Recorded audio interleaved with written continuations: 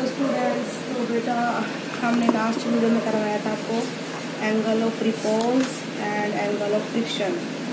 तो अब हम स्टार्ट करवाते हैं centripetal force and the centrifugal force. ठीक है, तो पहले हम स्टार्ट करेंगे टॉपिक अपना सेंट्रीपिटल फोर्स। ठीक है, then what is the centripetal force. आपका टॉपिक स्टार्ट होता है बेटा अबाउट द सेंट्रीपिटल फोर्स। कि सेंट्रीपिटल फोर्स क्या होता है। सेंट्रीपिटल फोर्स क्या होता है बेटा, जब भी कोई ऑब्जेक्ट सर्कुलर मोशन करती है तो सेंटर की ओर जो फोर्स लगता है उसको हम क्या बोलते हैं, सेंट्रीपिटल फोर्स। तो centripetal force is the force acting on a body when it moving in the circle along the circle. ठीक है, तो this force always act along the radius and toward the centre. तो it is the force required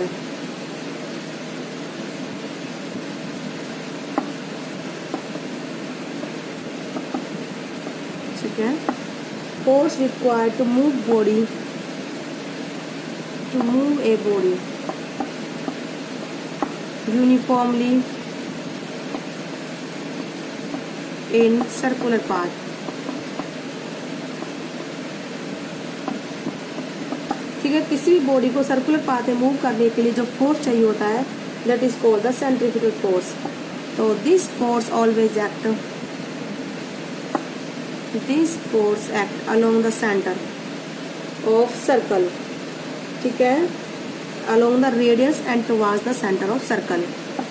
ये हमेशा कहाँ लगता है बेटा, रेडियस के अलोंग लगता है एंड टुवर्ड्स द सेंटर की ओर, towards the centre of circle. ठीक है, जैसे बेटा हमारा ये लेफ्ट सर्कल बनाया है, ये हमने बॉडी इस पाथ के अलोंग मूव कर रही है। तो क्या होता है बेटा, देखो इस पॉइंट पर ये इसका सेंटर हो गया, तो इस सेंटर की ओर कौन सा फोर्स लगेगा, सेंट्रीपिटल फोर्स। अगर बॉडी यहाँ आई तो सेंटर की ओर क्या लगेगा, सेंट्रीपिटल फोर्स। बॉडी यहाँ आई तो सेंटर की ओर सेंट्रीपिटल फोर्स। ऐसी बॉडी यहाँ आई तो सेंटर की ओर सेंट्रीपिटल फोर्स। हमेशा सेंट्रीपिटल फोर्स कैसे लगेगा बेटा, सेंटर की ओर, ओके, टुवर्ड्स द सेंटर। अब हम स्टार्ट करते हैं इसी का आज आपका सेंट्रीफ्यूगल फोर्स। सेंट्रीपिटल फोर्स का जस्ट अपोजिट क्या होता है बेटा, सेंट्रीफ्यूगल फोर्स। ठीक है, सेंट्रीफ्यूगल फोर्स में क्या होता है बेटा, ये फोर्स कहाँ लगता है, अवे फ्रॉम द सेंटर। ठीक है, जब भी कोई बॉडी सर्कुलर पाथ में मूव करती है तो किसी भी बॉडी के अपने नेचुरल स्ट्रेट पाथ को गेन करने के लिए जो फोर्स लगता है that is the centrifugal force. तो मैं आपको समझाती हूँ कि सेंट्रीफ्यूगल फोर्स क्या होता है।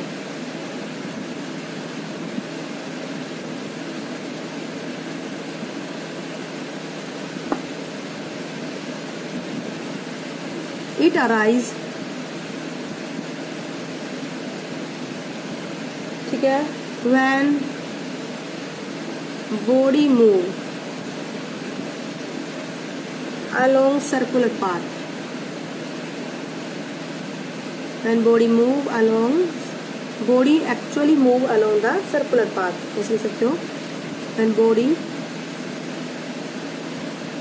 move around circular path, जब बॉडी सर्कुलर पाथ में मूव करती है तो it arise when the body move around circular path by virtue of, ठीक है, tendency of body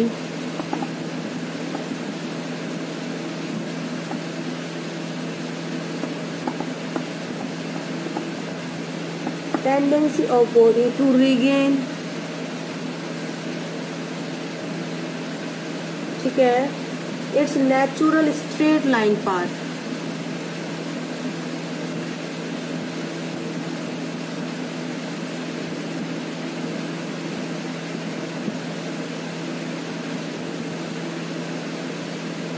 ठीक है, तो सेंट्रीफ्यूगल फोर्स बेटा क्या होता है, जो कहाँ लगता है, जब भी कोई बॉडी सर्कुलर पाथ में मूव करती है। अब जैसे ये बॉडी सर्कुलर पाथ में मूव कर रही है, हम किसी भी पॉइंट पर बॉडी की डायरेक्शन क्या देते हैं, मोशन की टेंजेंट। तो बॉडी टेंजेंट इसके क्या लगता है बेटा, फोर्स लगता है। ठीक है, अब टेंजेंट जो फोर्स लगता है तो अपनी इसी क्योंकि न्यूटन्स का लॉ बोलता है अगर किसी बॉडी पर फोर्स लगता है, एक्सटर्नल फोर्स नहीं होता, तो बॉडी जिस डायरेक्शन में मोशन में उसी डायरेक्शन में क्या रहेगी, मोशन में। तो जैसे जैसे बॉडी सर्कुलर पाथ में मूव कर रही है तो हर पॉइंट पर क्या होगी, इसकी वेलोसिटी कैसे होगी, स्ट्रेट लाइन। वेलोसिटी कैसे देंगे, tangent.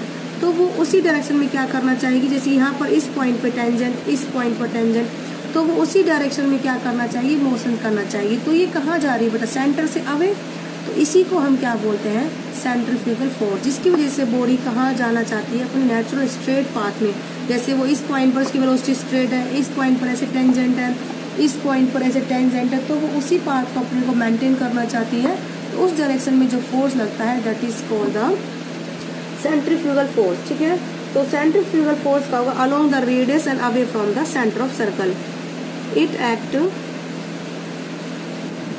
Along the radius and away from the circle, away from center of circle.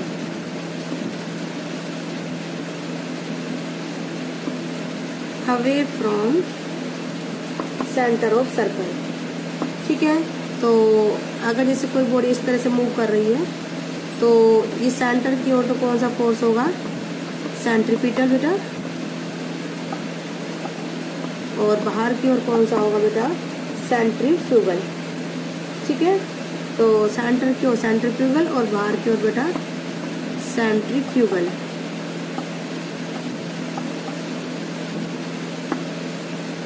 तो आप ऐसे बोल सकते हो कि centripetal force and centrifugal force दोनों क्या है, एक्शन और रिएक्शन का काम करते हैं।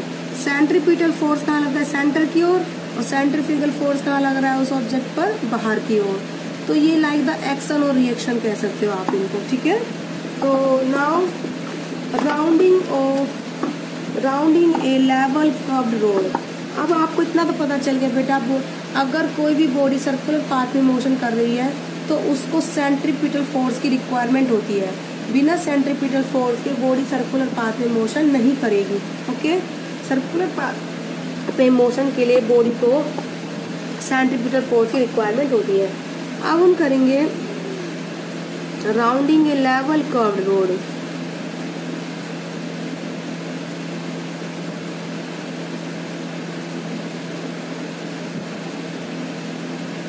ठीक है, तो ये इस तरीके से अगर हम किसी लेवल रोड पर राउंड करना चाह रहे हैं तो हम कितनी मैक्सिमम वेलोसिटी गेन कर सकते हैं, इस टॉपिक के बारे में हम बताएंगे। इस तरीके से मान लो जैसे आपका रोड है, ये इस तरीके से कर्व्ड रोड है, तो इस कर्व रोड पर आप कितनी वेलोसिटी गेन कर सकते हो, मैक्सिमम। ठीक है, ये आपका कोई व्हीकल है तो ये व्हीकल जो है कितनी वेलोसिटी मैक्सिमम गेन कर सकता है, तो इस टॉपिक में हम इसके बारे में पढ़ेंगे बेटा। ठीक है, तो देखो बॉडी का वेट बेटा डाउनवर्ड mg, नॉर्मल डायरेक्शन उसको कहाँ मिलेगी, अपवर्ड। ठीक है, तो इस बॉडी इसमें रोड के अराउंड टर्न करते हुए बॉडी कितनी, ये जो कार है मैक्सिमम वेलोसिटी कितनी गेन कर सकती है, कितनी वेलोसिटी अटैम्प्ट कर सकता है, इसके बारे में हम पढ़ेंगे राउंडिंग ए लेवल कर्व्ड रोड। अब देखो फ्रिक्शन, जब जैसे ही हमारी कार टर्न लेगी, आपको मैंने बताया है कि उस पर जैसे इस पॉइंट पर है तो उस पर फोर्स ऐसे लगेगा टेंजेंट, यानी कि away from the curved road. तो उसके अपोजिट में कौन सा फोर्स लगेगा, फ्रिक्शन का फोर्स लगेगा। कौन सा लगेगा बेटा, फ्रिक्शन का फोर्स। तो ये आप पहले क्या लिखोगे, when A car move in the level road it required A centripetal force. जब कार लेवल रोड पर टर्न करेगी, क्या करेगी, कर्व रोड पर क्या करेगी, मूव करेगी कर्व रोड पर। ये रोड कर्व्ड है, ऐसे घुमा हुआ है, तो इसको क्या होगा, सम सेंट्रीपिटल फोर्स की क्या होगी, रिक्वायरमेंट होगी। ठीक है, तो व्हील्स ऑफ द व्हीकल जब वो राउंड कर्व करेगी, कर्व के अराउंड क्या करेगी हमारी बॉडी, यानी कि कार क्या करेगी, राउंड करेगी, तो व्हील्स जो व्हीकल के हैं उनकी क्या टेंडेंसी होती है, to leave the curved path, क्योंकि वो किस वजह से होता है, सेंट्रीफ्यूगल फोर्स की वजह से होता है। तो अपने स्ट्रेट पाथ को क्या करना चाहता है, रीगेन करना चाहता है। तो इस वजह से क्या लगेगा, उसके अपोजिट में फ्रिक्शन का फोर्स लगेगा, जिससे कि वो अपोज करेगी टेंडेंसी ऑफ द व्हील को। ठीक है, कि वो कर्व्ड रोड को लीव करके जाए। तो आप इसको लिख लीजिए, while rounding of curve, ठीक है, wheels have tendency to leave the curved path. While rounding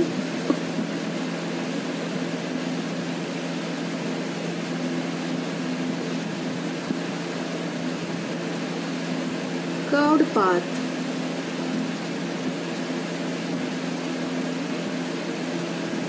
Wheels have tendency, क्या टेंडेंसी है? To leave the curved path,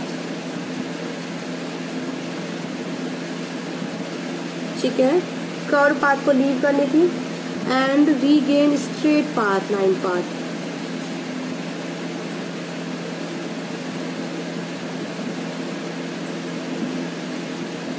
and regain straight line path, ठीक है। तो फोर्स ऑफ फ्रिक्शन क्या करेगा? Wheels and road oppose the tendency of wheel, therefore force of friction क्या करेगा बेटा? फोर्स ऑफ फ्रिक्शन अपोज करेगा between the wheel and road, oppose the tendency of wheel, ठीक है। तो force of friction between wheel and road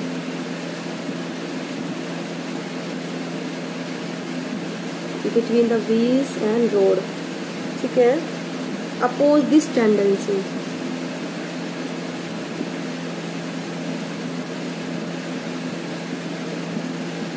ठीक है। Therefore the force of friction act toward the center of circular track. तो आप क्या लिखोगे?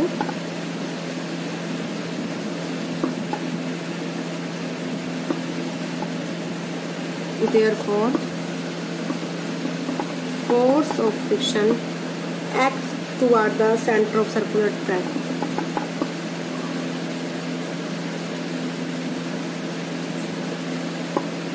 Acts toward the center of circular track.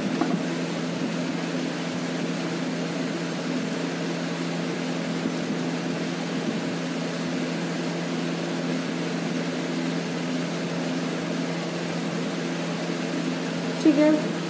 अब देखो 3 फोर्स एक्ट करेंगे, 3 force acting on car. Number A, weight of car mg, जो कहाँ act कर रहा है? Acting vertically downward,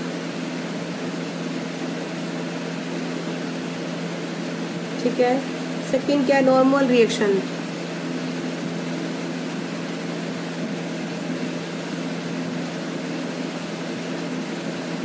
normal reaction R, ठीक है, of the road on car,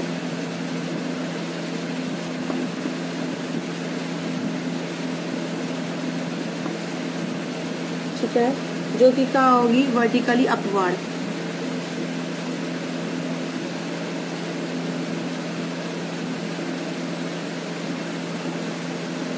third क्या है बेटा? सेंट्रीपिटल फोर्स, ठीक है, जो कि क्या करेगा? फ्रिक्शनल फोर्स, जो कि कौन लगाएगा बेटा? Frictional force. तो frictional force F along the surface of road,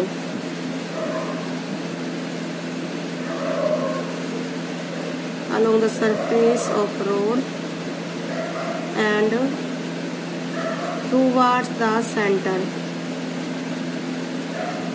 ठीक है, सेंटर की ओर होता है। अब देखो, of course normal reaction R किसके बराबर होगी? mg, ठीक है। और जो हमारा सेंट्रीपिटल फोर्स है वो कहाँ से आएगा बेटा? फ्रिक्शन के फोर्स से। ऑफ कोर्स हमारा जितना हमारा फ्रिक्शन का फोर्स लग रहा है वो सारा क्या प्रोवाइड करेगा? हमें सेंट्रीपिटल फोर्स का काम करेगा। अब जो सेंट्रीपिटल फोर्स है जो चाहिए हमें इस सर्कल में मूव करने के लिए, इस सर्कुलर पाथ में मूव करने के लिए, वो फ्रिक्शन से कम होना चाहिए, ठीक है। अगर सेंट्रीपिटल फोर्स हमें ज़्यादा चाहिए सर्कुलर में मूव करवाने के लिए, फ्रिक्शन का फोर्स कम है, तो गाड़ी सर्कुलर टर्न नहीं ले पाएगी।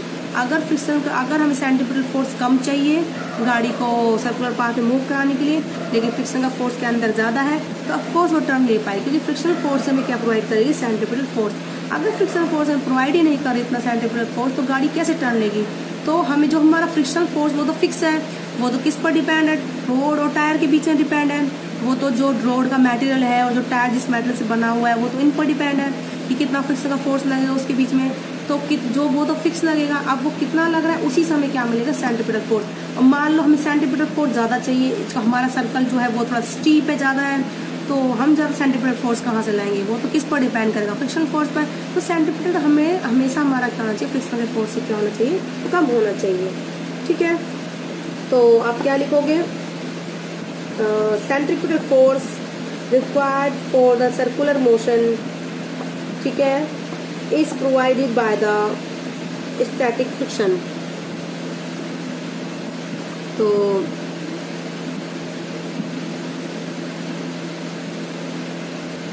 सेंट्रीपिटल फोर्स रिक्वायर्ड, ठीक है, या फिर centripetal force provided, centripetal force required to move along circular track provided by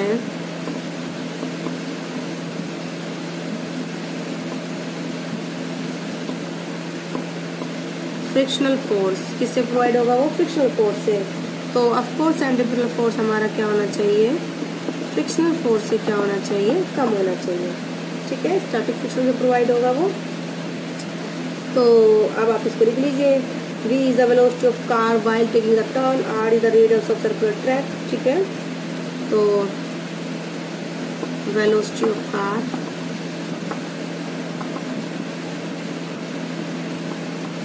while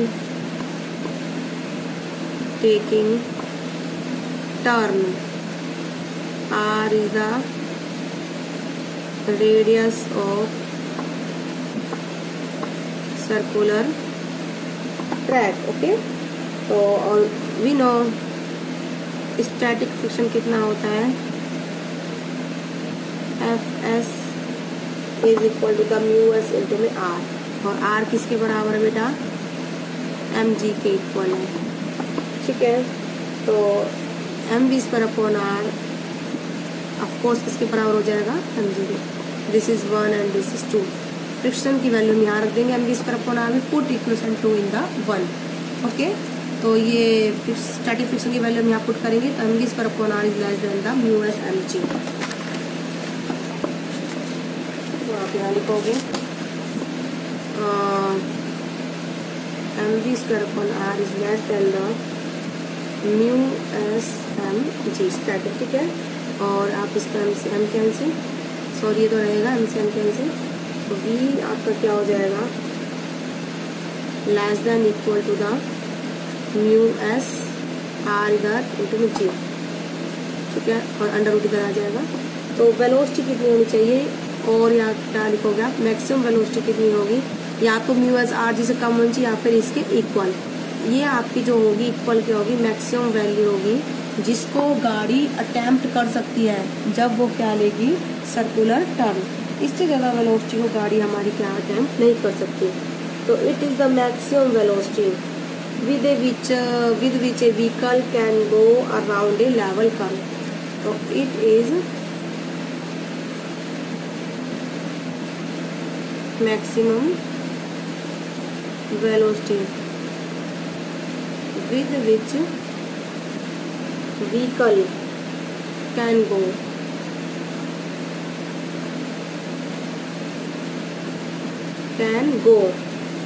round a level curve।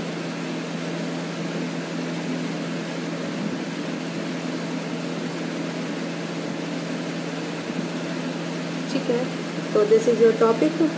तो किस पर डिपेंड करेगी मैक्सिमम वैल्यू जो अटेम्प्ट करेगी कार, स्टैटिक फ्रिक्शन पर, radius of circular path and gravity पर।